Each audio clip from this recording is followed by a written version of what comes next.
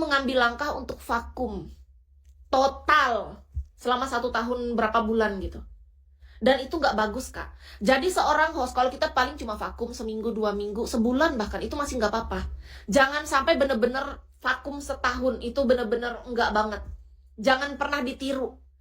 Ketika kita vakum, tapi karena kita memang nggak target, kita bukan orang yang di golden list, itu nggak masalah, Kak. Bukan masalah besar. Kenapa Kis merasa ini sebuah masalah besar yang terjadi adalah aku adalah seorang host, Kisbay pada masa itu adalah seseorang yang targetnya bagus, Kak. Dia bertahan bertahun-tahun di golden list, Kak. Dengan kondisi kita yang sudah stabil, tetapi tiba-tiba memutuskan untuk vakum, itu kesalahan terbesar dalam hidupku. Ku akui ini, Kak.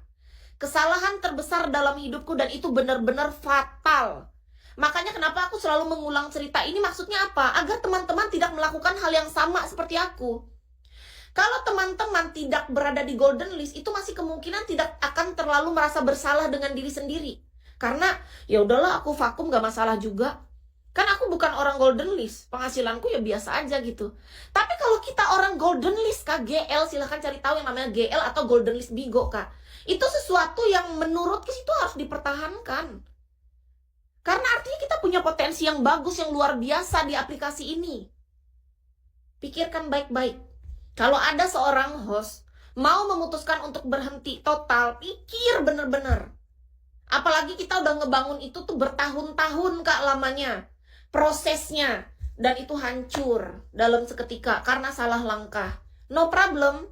Kalau ditanya, apakah kamu menyesal, Kis? Tidak. Tapi aku mendapat pelajaran berharga. Aku tidak akan mau melakukan kesalahan yang sama. Itu kesalahan sangat fatal. Dan harapan Kis, teman-teman jangan sampai melakukan kesalahan ini. Jadi buat teman-teman yang hari ini sedang membangun fondasi yang bagus di Bigo, lanjutkan. Apalagi kakak adalah orang yang berada di golden list. GL, Bigo Live Indonesia. Pertahankan. Kecuali kakak mendapatkan sesuatu yang lebih di luar sana. Sedangkan Kis tidak. Aku tidak pernah mendapatkan pekerjaan apapun di luar sana yang lebih daripada Bigo, Kak. Itu faktanya. Kalau kakak mendapatkan, misalnya nih, ada kakak kerjaan di luar, kerjanya lebih santai, gajinya 10 kali lipat, ya mendingan ambil lah. Kita kan realistis. Tapi faktanya apa? Ketika aku kerja di dunia nyata, aku pergi pagi, pulang petang, belum lagi kena asap rokok, kena angin, hasilnya jauh di bawah, Kak. Apa nggak rasanya kepalaku mumet, aku mikir malam, Kak, kataku, ya Tuhan, salah banget aku nih. Salah besar ini. Jadi aku tuh kayak minta maaf gitu sama diriku sendiri. Aku minta maaf sama Yang Maha Kuasa. Aku minta maaf sama semua orang, bahkan sama kalian. Kan waktu itu aku sampai live, aku ngasih tahu sama semua orang yang ngedukung aku. Aku ngerasa kayak aku tuh udah mengecewakan kalian semua. Karena apa? Karena aku bener-bener merasa bersalah dengan langkah aku yang bener-bener salah banget nih.